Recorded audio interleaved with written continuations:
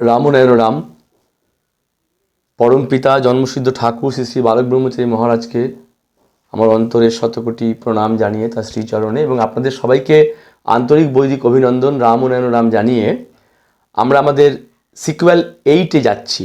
The other day 7 সিকুয়েলে আমি আলোচনা করার চেষ্টা করেছিলাম ঠাকুরের তত্ত্বের আলোকে মায়াবাদের উপরে, তারই একটা কন্টিনিউয়েশন। ঠাকুর বলছেন যে আমাদের এই সমাজে এবং এই সভ্যতায় আধ্যাত্মিকতার যে অর্থটা, এটা মূল যে জায়গা, মূল যে সুর, সেখান থেকে সরে গেছে কেন? কারণ সেখানে একটা বিকৃতি এসেছে। আধ্যাত্মিকতার জগতে যে এস্টাবলিশড থটগুলো আছে, চিন্তাভাবনাগুলো রয়েছে, সেগুলো বিকৃত হতে হতে এমন একটা জায়গায় এসে পৌঁছেছে যে সত্যের থেকে বহু দূরে, বহু যোজন দূরে, গ্যালাক্সি যদি আমরা এই টার্মিনোলজিটা ইউজ করি, আমরা সেখানে আজকে অবস্থান করছি। এটা একটা এরকম ছাড়ি গঙ্গা বলে একটা সুন্দর বাংলা কথা বলা হয়। ছাড়ি গঙ্গা মানে কি? যেখানে একটা খাল গঙ্গায় যেতে পারত, সে যেতে পারছে না, সে ডেভিয়েট হচ্ছে, তার পথটা সেখান থেকে সরে আসছে। একটা নদী যে অসীম অনন্ত সাগরে যেতে পারত, সে যেতে পারছে না, মরুভূমিতে গিয়েই সেখানে একটা প্রতিবন্ধকতার সৃষ্টি হচ্ছে। এই যে রূপকটা, নদী সাগরে যেতে পারছে না কেন? না, মরুভূমি নামক প্রতিবন্ধকতা তার সহজ সরল স্বাভাবিক গতিপথটাকে আটকে দিচ্ছে। ঠিক সেই রকম মানুষের যে ওয়ে অফ থিঙ্কিং, মানুষের যে চিন্তার ধরন, মানুষের চিন্তার যে একটা প্রক্রিয়া, এই চিন্তার প্রক্রিয়ায় যুগে যুগে আমরা দেখেছি ব্যাহত হয়েছে কি না, বিকৃত তত্ত্ব, বিকৃত ভাবনা, বিকৃত ধ্যান, বিকৃত ধারণা, বিকৃত মতাদর্শ আমাদের সহজ সরল স্বাভাবিক চিন্তাধারার পথে একটা প্রতিবন্ধকতার সৃষ্টি করেছে। এবং আমাদের শাস্ত্র, তথাকথিত শাস্ত্র, তথাকথিত ভাষ্য, তথাকথিত টিকা, তথাকথিত উবাচ, তথাকথিত ধর্মীয় গ্রন্থগুলো সেই বিকৃত বার্তাটা মানুষের কাছে এমনভাবে পৌঁছে দিয়েছে যে যখন সত্য স্বয়ং প্রকাশিত হয়েছে, আবির্ভূত হয়েছে এই মাটির পৃথিবীতে এবং কথাটা বলতে চাইছে, আমরা কিন্তু সেটা নিতে পারছি না, আমরা সেটা রিলেট করতে পারছি না, আমরা সেটা অ্যাড্রেস করতে পারছি না। ঠিক আছে? এটা কিন্তু আধ্যাত্মিকতার জগতে এই টোটাল এই সৃষ্টি তত্ত্বে এটা কিন্তু আমরা খুঁজে পাই যে বিকৃতি এসে গেছে। অর্থাৎ যে স্বাভাবিক স্বচ্ছ ধারণাটা বাই নেচার আমরা পেয়েছিলাম, সেখানে বিকৃত ধারণাগুলো আমাদের প্রতিবন্ধকতার সৃষ্টি করেছে। এবং আধ্যাত্মিকতা বলতেই এখানকার সমাজে আমাদেরকে বোঝানো হয়েছে যে একটা কম্পার্টমেন্টালাইজ ব্যাপার, একটা সম্পূর্ণ অন্য একটা বিষয়। আধ্যাত্মিকতা মানেই গেরুয়া বসন, আধ্যাত্মিকতা মানেই টিকি দাড়ি, আধ্যাত্মিকতা মানেই কৌপিন, আধ্যাত্মিকতা মানেই নেংটি, আধ্যাত্মিকতা মানেই মঠ, মিশন, আশ্রম, আধ্যাত্মিকতা মানেই বোধহয় সদানন্দ, গদানন্দ, বিভিন্ন মহারাজ, এরকম একটা কনসেপ্ট আমাদের মধ্যে প্রথিত হয়ে গেছে। এটা কিন্তু এক ধরনের বিকৃতি। ঠাকুর সুন্দর উদাহরণ দিয়ে বলেছিলেন যে একটি লোকের কাছে একটি চিঠি এসছে যে তোমারা পিতা আজমির গিয়া, হিন্দিতে। তো আজমির হচ্ছে রাজস্থানের একটা জায়গার নাম। তো সেই মানুষটি পড়তে জানতো না, সে একজনের কাছে গিয়ে বলছে চিঠিটা কি লেখা আছে একটু পড়ুন তো। তো সে পড়ছে তোমারা পিতা আজমার গিয়া। আজমিরটা বিকৃত হয়ে আজমার হয়ে গেছে। সে তো সঙ্গে সঙ্গে আউট অফ টেনশন, চিন্তায়, দুশ্চিন্তায় সে ট্রেনে চেপে বসেছে। যখন সে দেশের বাড়িতে পৌঁছেছে, ঠাকুরের বলা উদাহরণ, আমি কেন এই দৃষ্টান্তরে যাচ্ছি আমি পরে আসছি ডিডাকশনে। সে যখন দেশের বাড়ি পৌঁছেছে তখন সে দেখছে তার সেই বৃদ্ধ পিতা খাটিয়াতে বসে হুঁকো টানছে। তো দেখুন, আজমির একটা জায়গার নাম, সেটা কিভাবে পড়া হয়েছে আজমার। তোমারা পিতা আজমির গিয়া, এটাকে রিড আউট করা হয়েছে কিভাবে? তোমারা পিতা আজ মার গিয়া। আমাদের এই সভ্যতায়, এই সমাজে প্রকৃত সত্য আজকে সেরকমই বিকৃতির শিকার। কেন? প্রমাণ দেখুন। আমরা আগের দিনের সিকুয়েল আমি বোঝাবার চেষ্টা করেছিলাম ঠাকুরের তত্ত্বের আলোকে যে মায়া কখনো কিন্তু ত্যাগ হয় না। এই যে মায়া কথাটা আছে রয়েছে, এই যে একটা বিমূর্ত ধারণা, এটা কিন্তু ত্যাগ হয় না, এটা সৃষ্টির সাথে অঙ্গাঙ্গিভাবে জড়িত। অণু পরমাণুর আকর্ষণ বিকর্ষণ, বস্তুর সাথে বস্তুর আকর্ষণ বিকর্ষণেই এই টোটাল ইউনিভার্সটা, মাল্টিভার্সটা, সৃষ্টিটা বিধৃত হয়ে আছে। এত বড় একটা জলজ্যান্ত দৃষ্টান্ত, একটা সত্যকে বিকৃত করে কোথায় দাঁড় করিয়ে দেওয়া হয়েছে যে যদি তুমি মায়া ত্যাগ না করতে পারো তাহলে তোমার কিন্তু ঈশ্বর প্রাপ্তি ঘটবে না। ঠাকুর বলছেন এই জায়গাটা আমাদের একটু বুঝতে হবে। এর আগের দিন আমি বলেছি, তারই একটা কন্টিনিউয়েশন। আজকে যদি মায়াটাকে আমার ত্যাগ করতেই হয়, এটা যদি একটা ত্যায্য বস্তুই হয়, তাহলে বাই নেচার, ন্যাচারাল কোর্সে, প্রকৃতির ধারায় সেটা ত্যাগ হয়ে যাবে, এটাই কিন্তু স্বাভাবিক। একটা এক্সাম্পল দিয়ে আমরা বুঝতে পারি। আচ্ছা, আমাদের এই যে শরীরের ভেতরে যে কারখানাটা চলছে, ঠাকুর বলছে দেহযন্ত্রে যে সিস্টেমটা চলছে, এখানে কোনটাকে রাখতে হবে আর কোনটাকে যে বাদ দিতে হবে, এটা কি আমরা ডিসাইড করি? ঠাকুর বলছেন, খুব সহজ দৃষ্টান্ত দিয়ে তিনি বোঝাবার চেষ্টা করছেন। আমাদের এই দেহযন্ত্রটাকে সুস্থ রাখার জন্য, স্বাভাবিক রাখার জন্য, কর্মক্ষম রাখার জন্য কোনটা গ্রহণীয় কোনটা বর্জনীয়, এটা কি আমরা বসে ঠিক করি? Not necessarily. প্রমাণ, আমরা কি করলাম? আমাদের যেই খিদে পেল আমরা খেলাম, আমাদের যেই তৃষ্ণা পেল আমরা জল পান করলাম। What next? আমরা ভাবি বসে বসে যে এবার লিভার কিভাবে তার ফাংশনটা শুরু করবে, এবার কিডনি কিভাবে তার ফাংশনটা শুরু করবে, এবার আমাদের ডাইজেস্টিভ সিস্টেম, পৌষ্টিক তন্ত্র কিভাবে তার ফাংশনিংটা শুরু করবে এই ভুক্ত খাদ্য দ্রব্যটাকে হজম করার জন্য। এটা কিন্তু আমাদের ভাবতে হয় না, আমরা কেউ কিন্তু ভাবি না। ঠাকুর রসিকতা করে বলছেন, তুমি তো খুব ভালোভাবে চব্য চস্য লেজ্জ পেয় খেয়ে দুপুরবেলা শুয়ে পড়লে, চব্য চস্য লেজ্জ পেয় খেয়ে রাত্রে তুমি শুতে গেলে, তুমি তো ঘুমিয়ে পড়লে, কিন্তু ঘুমোবার আগে তুমি বসে বসে ভাবো কি যে যেটা আমি খেলাম এটা আমার এই দেহযন্ত্রে, আমার এই শরীরে কতটা গ্রহণীয় কতটা বর্জনীয়, কতটা বর্জন করতে হবে? That is to be not decided by yourself. এটা কে ডিসাইড করছে? বাই নেচার, ন্যাচারাল কোর্স, প্রকৃতির ধারায় ঠিক হয়ে যাচ্ছে কোনটা গ্রহণীয় কোনটা বর্জনীয়।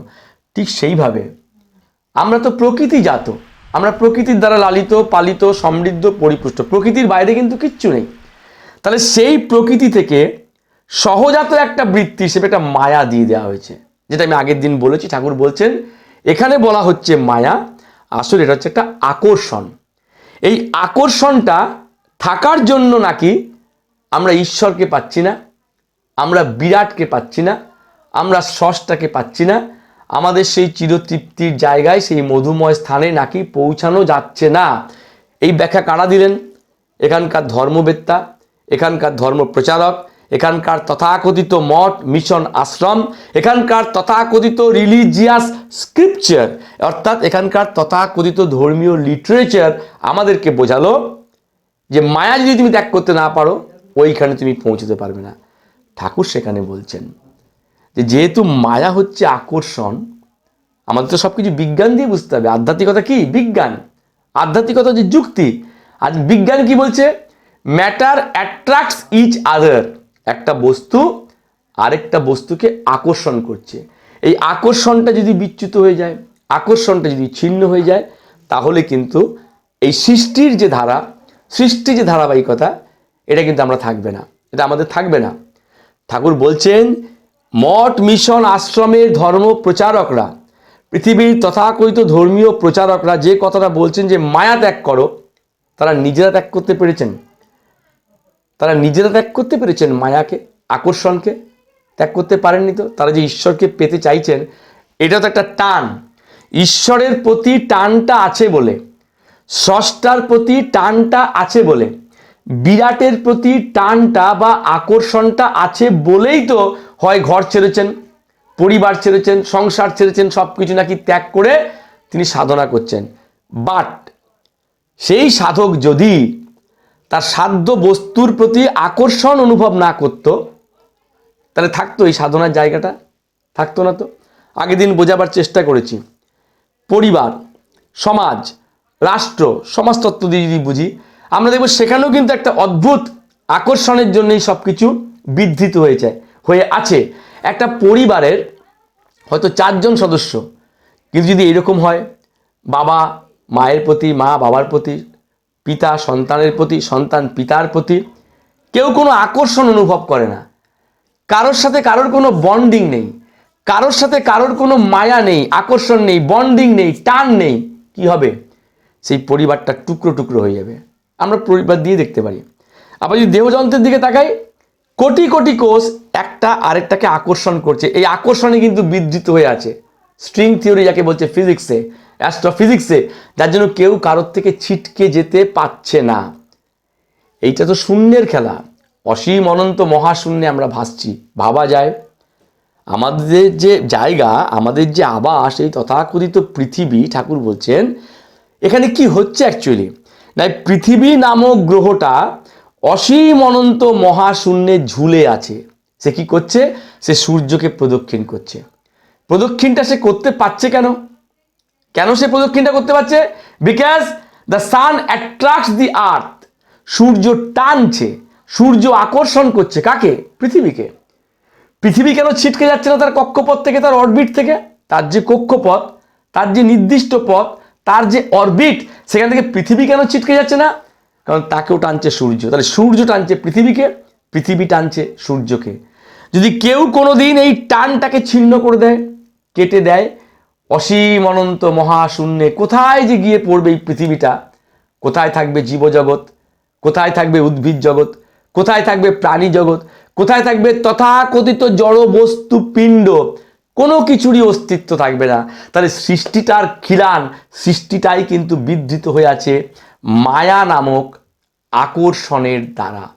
তাই ঠাকুর বলছেন মায়াটা কখনোই ত্যাগ হয় না। এটা কথার কথা। আর এইটাকে বলেই ধর্মটাকে, আধ্যাত্মিকতাটাকে এখানে একটা ভয়ের বস্তু করে তুলে ধরা হয়েছে। এই যে কার্ল মার্কস বলছেন ধর্ম আফিংয়ের নেশা, ঠিক আছে? যারা জড়বাদী দার্শনিক, যারা মার্ক্সবাদে বিশ্বাসী, তারা বলেন না ধর্ম টর্ম আমরা মানতে চাই না। কেন? কারণ ধর্ম যে কথাটা বলে এটাকে মেনে নেওয়া যায় না। ধর্ম যে ব্যাখ্যাটা দেয় এটা দিয়ে জীবনের সব সমস্যাকে অ্যাড্রেস করা যায় না। তাই ধর্ম হচ্ছে একটা আফিংয়ের নেশা, এটাকে আমাদের ত্যাগ করতে হবে। ঠাকুর বলছেন কোন ধর্মটা আফিংয়ের নেশা, যেটা দিয়ে আমি আজকে আমাদের সিকুয়েলটা শুরু করেছিলাম। কোন আধ্যাত্মিকতাটা আফিংয়ের নেশা? না যে ধর্ম, যে আধ্যাত্মিকতাটা বিকৃত হয়ে গেছে। প্রকৃত আধ্যাত্মিকতা তে কিন্তু কার্ল মার্ক্সের কোনো বিরোধ ছিল না। কার্ল মার্ক্স কিন্তু প্রকৃত আধ্যাত্মিকতাকে, প্রকৃত ধর্মকে কখনোই আফিংয়ের নেশা বলেননি। তিনি কোন ধর্ম, কোন তত্ত্বটাকে, কোন আধ্যাত্মিকতাটাকে আফিংয়ের নেশা বলছেন? না যে ধর্মীয় তত্ত্ব, যে আধ্যাত্মিক মতবাদ মানুষকে সৃষ্টি বিমুখ করে দিচ্ছে, মানুষকে বিপথে পরিচালিত করছে। ঠাকুর তাই বলছেন যে যদি ধর্মের, আধ্যাত্মিকতার বিজ্ঞানসম্মত, যুক্তিনিষ্ঠ, বস্তুনিষ্ঠ ব্যাখ্যা মানব সমাজ পেত, তাহলে আধ্যাত্মিকতা নিয়ে মানুষের মনে যে নেতিবাচক চিন্তার প্রবাহ আছে এটা কিন্তু থাকতো না। এই কথাগুলো কেন বারবার বলার চেষ্টা করছি, তার কারণ আমাদের এই সমাজে একটা অদ্ভুত পোলারাইজেশন করা হয়েছে, একটা অদ্ভুত মেরুকরণ করা হয়েছে। সেটা কি না, এই কথাগুলো হচ্ছে রাজনীতির কথা, আর এই কথাগুলো হচ্ছে ধর্মের কথা, আধ্যাত্মিকতার কথা। ঠাকুর বলছেন কোনোটাই নয়, ধর্মনীতিও নয়, রাজনীতিও নয়। মূল হচ্ছে প্রকৃতির নীতি, প্রকৃতির সুর, প্রকৃতির সত্য। তাহলে প্রকৃতির নীতিটা কি না, প্রকৃতির নীতিটাই হচ্ছে যা কিছু সহজ, যা কিছু সরল, যা কিছু স্বাভাবিক, আমরা যখন তার বিরুদ্ধচারণ করব, অর্থাৎ যখন আমাদের মুভমেন্টটা অ্যান্টি নেচার হবে, টুয়ার্ডস নেচার না হয়ে, ফলো নেচার না হয়ে অ্যান্টি নেচার হবে, তখনই কিন্তু ক্রাইসিস ব্যক্তি মানুষের জীবনে, পারিবারিক জীবনে, সমাজ জীবনে, রাষ্ট্রীয় জীবনে, সভ্যতার জীবনে। আমরা যখনই প্রকৃতির বিরুদ্ধাচারণ করি তখনই কিন্তু ক্রাইসিসটা স্টার্ট হয়। লুসিড এক্সাম্পল দিয়ে ঠাকুর বোঝাবার চেষ্টা করছেন। আমার খিদে পেয়েছে, এই যে আমার খিদে পেল, আমার তৃষ্ণা পেয়েছে, এই যে আমার তৃষ্ণা পেল, এটা কি বাইরের থেকে ইম্পোজ করছে কেউ?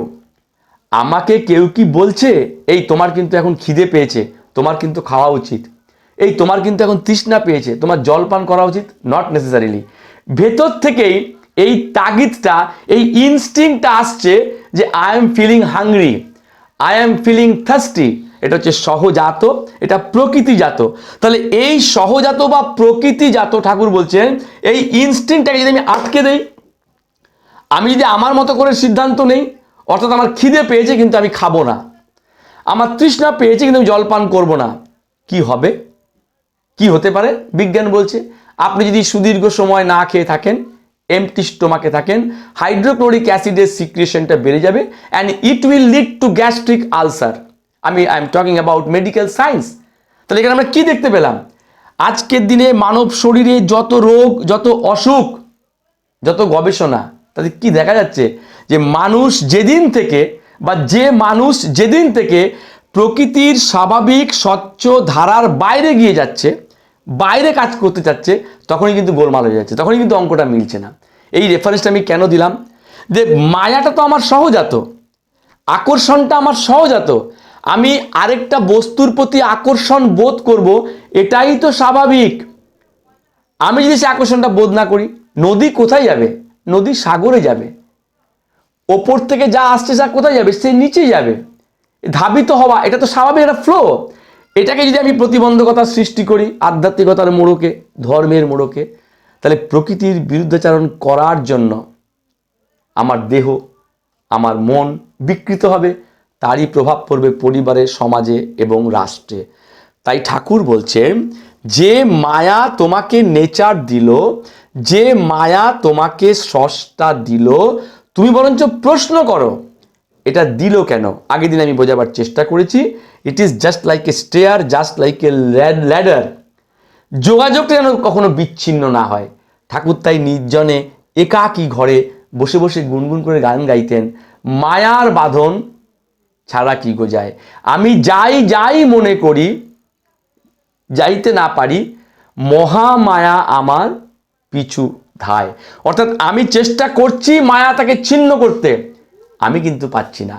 মহামায়া কিন্তু সব সময় আমাকে ধরে রেখেছে। কেন ধরে রেখেছে? তাহলে এই সৃষ্টিটা থাকবে না। তাহলে মায়ার আমার প্রয়োজন আছে। আমার শরীরে যা যা সহজাত, গিফটেড বাই নেচার, এটার প্রত্যেকটার আমার প্রয়োজন আছে। এখানে যেন কলম না চালাই। মানব সভ্যতার ক্রাইসিস কোথায়? না মানুষ তার স্বভাব দোষে দুষ্ট মানুষ গোষ্ঠী চিন্তা করতে গিয়ে, ব্যক্তির চিন্তা করতে গিয়ে, আত্মকেন্দ্রিকতাকে বাস্তবায়িত করতে গিয়ে প্রকৃতির স্বচ্ছ সহজ স্বাভাবিক ধারার উপর কলম চালিয়েছে। এই কলম চালাবার জন্য আমরা সব অঙ্কগুলোকে এলোমেলো করে দিচ্ছি। অর্থাৎ যা কিছু স্বাভাবিক, আমরা সেখানে একটা অস্বাভাবিকতাকে নিয়ে এসেছি। মায়াটা স্বাভাবিক, আকর্ষণের ভিন্ন ভিন্ন নাম যে মায়া, এটা স্বাভাবিক। আমার মধ্যে কোনো আকর্ষণীয় নাম এগুলো, ভালোবাসা নেই, মায়া নেই, মমতা নেই, সে স্নেহ নেই, সহানুভূতি নেই। এইরকম একটি মানুষ, সে কি আদৌ মানুষ নাকি সে যন্ত্র? সে তো মেশিন লাইক। একটা মানুষ আছে, আমি অপারেশন করছি, যেমন ডাক্তার অপারেশন করে, হাতটা কেটে বাদ দিয়ে দিলাম, ইচ্ছে হয়েছে পাটা কেটে বাদ দিয়ে দিলাম, আমার ইচ্ছে হয়েছে আমি কানটাকে কেটে বাদ দিয়ে দিলাম, আমার অস্তিত্ব থাকবে। ঠিক সেরকম আমার মধ্যে, জীবের মধ্যে যে মায়াটা দেওয়া হয়েছে, এটাকে আমি ছিন্ন করে দিই। একটা বিড়াল, সামান্য একটা বিড়াল, সেও তার বিড়াল যে ছানা, তাকে রক্ষণাবেক্ষণ করার জন্য তার কত প্রচেষ্টা। কি শেখাচ্ছে প্রকৃতি?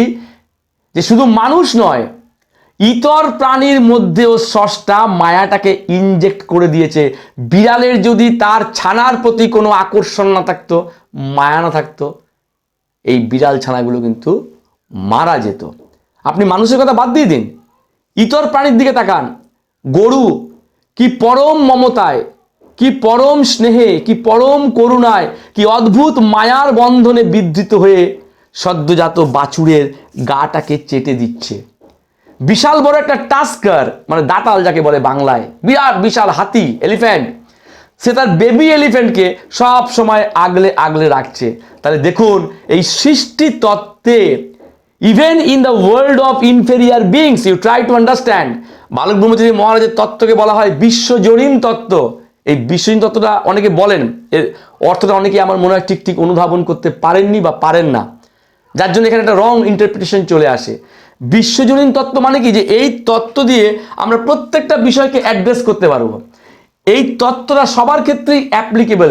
ইতর প্রাণীদের দিকে তাকান, just you look at the world of the inferior beings. সেখানে কি দেখবো? হাতি, মা হাতি, তার টান বেবি এলিফ্যান্টের জন্য। বেড়াল তার টান তার ছোট্ট ছোট্ট বিড়াল ছানাগুলোর জন্য, কুকুর তার টান তার সদ্যজাত ছানাটির জন্য। এই টান যদি ছিন্ন হয়ে যেত, অ্যানিম্যাল কিংডম থাকতো না। তাহলে সমস্ত বিশ্বটা বিধৃত হয়ে আছে কোথায়? মায়ার বন্ধনে। ওই যে একটা কথা বলেছিলাম আগের দিন আমি আমার একটা সিকুয়েলে, কবির বলছেন জিসনে ঢুনা উনকো মেলা, যে খোঁজে সে পায়। রবীন্দ্রনাথ কি লিখলেন? বিশ্বজোড়া জাল পেতেছ কেমন দেই ফাঁকি, অর্থাৎ ফাঁকি দেওয়া যায় না। স্রষ্টা জাল বিছিয়ে দিয়েছে কিসের? মায়ার, আকর্ষণের, টানের, ভালোবাসা, প্রেম, স্নেহ, সহানুভূতি, ভিন্ন ভিন্ন নাম, কিন্তু বেসিকটা হচ্ছে মায়া বা আকর্ষণ। জালটা সে ছড়িয়ে দিয়েছে, এই জালের বাইরে আমরা যেতে পারছি না। আমাদের কোনটা ত্যাগ করতে হবে তাহলে? ওই যে বলছে শরীর যেমন যতটুকু নেওয়ার ততটুকু নেয়, বাকিটা সে বের করে দেয়, ঠিক সেরকম যে মায়াটা উৎকট সেটা যেন আমরা ত্যাগ করি। তাহলে কিন্তু মায়াবাদকে নিয়ে আমাদের মধ্যে কোনো ভুল থাকবে না। আগামী দিনে সিকুয়েল 9-তে আমরা শঙ্করাচার্যের যে বিশ্বজনীন একটা তত্ত্ব ছিল, শঙ্করাচার্যের দুনিয়া কাঁপানো মতবাদ, যে ব্রহ্ম সত্য জগৎ মিথ্যা, এটার সাথে আমরা অ্যাড্রেস করব ঠাকুরের মায়াবাদটাকে। ঠাকুর সেখানে ডিসকার্ড করছেন শঙ্করাচার্যকে। শঙ্করাচার্য যে বলছেন ব্রহ্ম সত্য জগৎ মিথ্যা, কোন পার্সপেক্টিভে বলছেন শঙ্করাচার্য? না, তার মতে এই জগৎ মায়া, এটা illusion, it is not reality. Thakur বলছেন না, ব্রহ্ম যদি সত্য হয় জগৎও সত্য, জগৎ মায়াময় নয়, জগৎ ইলিউশন নয়। তাই সিকুয়েল 9-তে আমরা এই মায়াবাদেরই আমাদের কন্টিনিউশন হবে, কিন্তু শঙ্করাচার্যের সেই বিতর্কিত মন্তব্যটি দিয়ে ব্রহ্ম সত্য জগৎ মিথ্যা। বালক ব্রহ্মচারী মহারাজ অ্যাজ অ্যান অরিজিনাল থিঙ্কার, মৌলিক চিন্তক হিসেবে তিনি বলছেন শঙ্করাচার্যের ভুল ব্যাখ্যা করেছেন। ব্রহ্ম যদি সত্য হয় জগৎও সত্য হবে। ব্রহ্ম যদি মায়াময় না হয়, ইলিউশন না হয়, এই জগৎও কিন্তু মায়াময় নয়, এই জগৎটাও বাস্তব। এই বিষয়ে আমরা আলোচনা করবো আমাদের সিকুয়েল 9-তে। সবাইকে আন্তরিক বৈদিক অভিনন্দন জানিয়ে, পরম পিতা শ্রীচরণ শতকোটি প্রণাম জানিয়ে আই এম কলিং রেডে আজকের মতো আমরা শেষ করছি। রাম ও নারায়ণ রাম।